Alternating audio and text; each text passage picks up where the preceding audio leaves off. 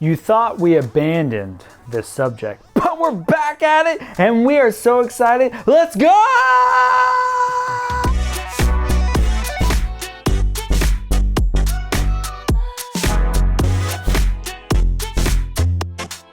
What's going on, guys? Jesse Wise here, real estate broker here in Springfield, Missouri. And today we're talking about one of our best videos that we have ever done. Part 2, I think, is what we're kind of doing. More abandoned places. So don't forget, if you are looking for houses in Missouri or Springfield, Missouri, check out wiserlivingrealty.com, where you can search for all your houses and whatnot. But you can also reach out to us. We would love to hear from you. Seriously, we've had plenty of people reach out to us in the past week.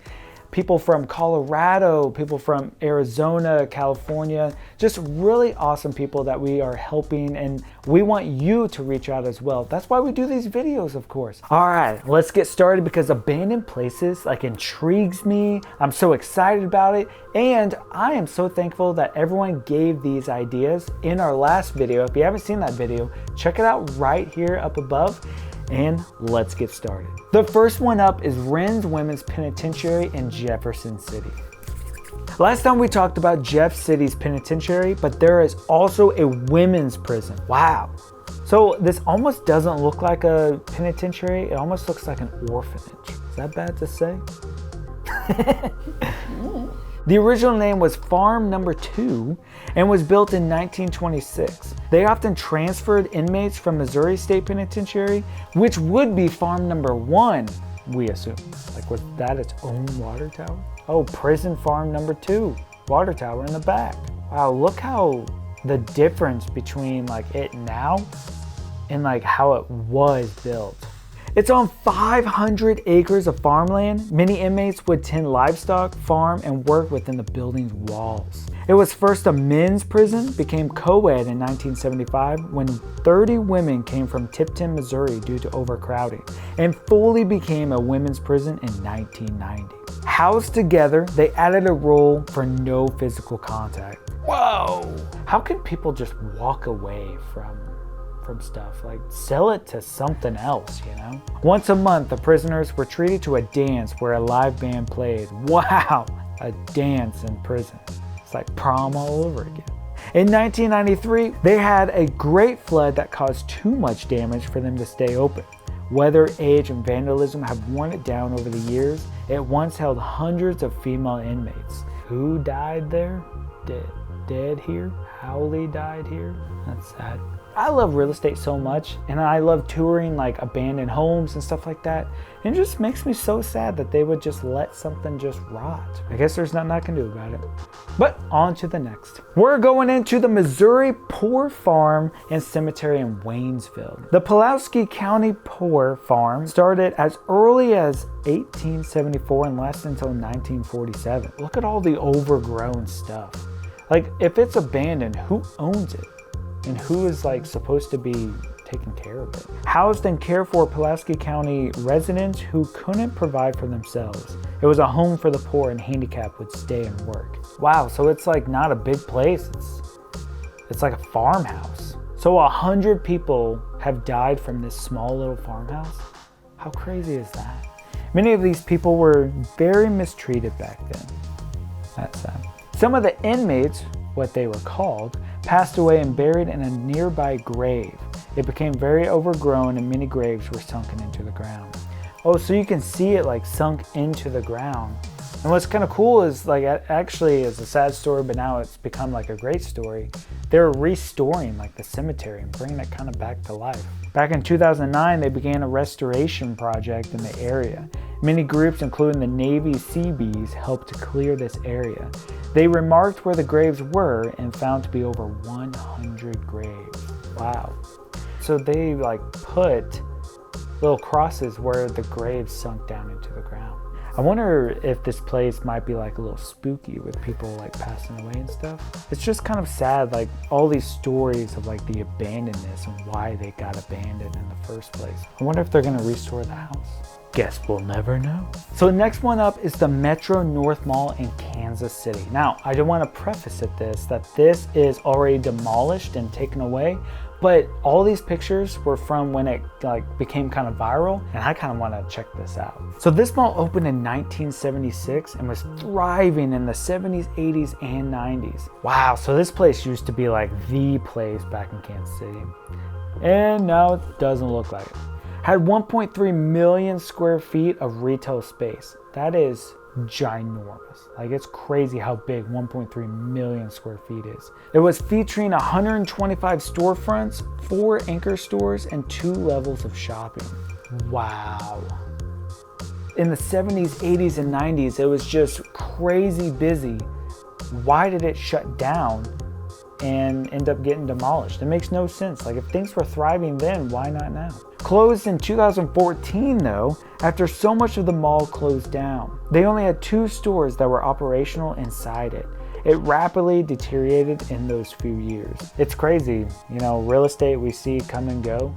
You know, a lot of people put so much time and money into it, but everything repeats itself under the sun. In 2016, some photos by Seth Loveless went viral.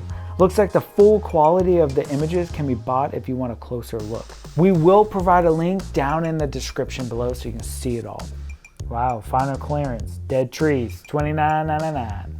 I don't know why, I'm just fascinated over abandoned places, but just seeing everything die just hurts my soul. Look at that picture, like the tree. This tree could have been like so beautiful and rich. It had enough sun coming in, but you just stopped watering it and it just kind of died up. Oh, this is them tearing it down. This one is demolished now. Remember I said that back in 2017. Also, for those of you who say, well, it's no longer abandoned, we know, but the pictures are cool. So on to the next one. I don't know why this is hurting my feelings, watching all this stuff get abandoned. Next up is Midco in Carter County, close to Fremont. Now that's an old picture, and we don't have very many, do we? Yeah. Man, I wish we had more pictures of this place. The town of Midco was formed as a boom town for World War I. Its name coming from the Mid-Continent Iron Company, which employed more than 700 workers as woodcutters and laborers in the area. It was the largest town in the county with a population of at least a few thousand people. The federal government further invested millions in its operations as a World War I production effort. Wow, so this is what it looks like now? It's so crazy how long like concrete will stand for years. What is that? That's the smokestack. The smokestack? Wow. Then in 1918, they had the Spanish influenza, but a more appropriate name could be the Kansas flu. Unfortunately, 670,000 Americans died, more than the total death of the U.S. military forces in World Wars I and II, the Korean conflict, and the Vietnam War collectively. So in all of those wars, there was literally less death in the wars than there was from that flu right there. Many people in Midco had no one to care for them. It even took out an entire family. It's unfortunate. The Mid-Continent Iron Company closed its plant in 1921 after only 3 years of operation. By 1930, practically all of the people had left Midco. When the flu was at its worst, the government had 2 crews digging graves. They were unsure of how many people died. It was reported around 30, but there are between 100 and 200 graves from this time, all unmarked or just parted by board crosses. 1,600 people were infected. The worst of the death toll was unreported. 1,600 people were affected, which the town only had a couple thousand people. So like, that's just crazy. What's crazy is if you go and see this like that, there's no way it looks like this. Like, it's just all overgrown now. Sad. The impact was so severe the town never fully recovered from the ordeal.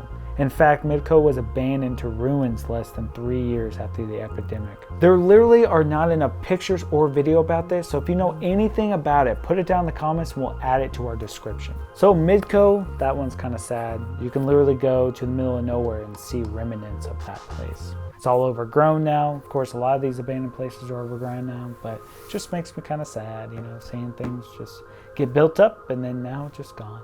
So next up is Cotton Belt Freight Depot in St. Louis. Faith said this one's a good one. right? Okay. This place is right along the Mississippi River, 5 stories tall and 750 feet in length and 30 foot wide. Now those are some odd dimensions for like such a industrial building. Like you gotta think, I haven't even seen pictures yet, but 30 feet by so long, like that's a hallway and then a bunch of rooms and it's just, psh, wow. So this is the dimensions right here. Look how long and skinny it is. But you can see down at the bottom right here where like the trucks backed up into it and then pulled out. So that's a lot of cool like graffiti and stuff. It is now covered by a giant colorful mural. It handled freight from the St. Louis Southwestern Railway. Wow, that's a mouthful right there. As a part of a cotton trade route when it was booming in the Midwest and South. Look at the little smiley face guy on the side of the building. A lot happened back in the day. It looks like something caught fire right there. It overlooks the arch, so it's in the downtown area next to the trains and everything. Built by Thomas and Scott for the St. Louis Southwestern Railway in 1911, it began operating in 1913. It closed down in 1957 when demand for cotton fell. Wow. So this is where everything like backed up to. It was added to the National Register of Historic Places in 2004, which kept it from being torn down. In 2002, the old depot has been home to Arctica, an annual grassroots outdoor arts festival, which looks very cool. Also, people can actually go to it and check it out. If you've ever been to this place, put it down in the comments. We want to know. Wow, that is so cool. If you've been to any of these, put it down in the comments below. We want to know. Tell us stories of whenever you've been there. Now, if you know any other places that are abandoned in Missouri, we want to hear from you. Drop it down in the comments. We read every single one of them and we reply to all of your comments. Unless you're mean, we don't reply to those. Anyways, see you guys in the next video right over here. And don't forget, watch for deer. Also,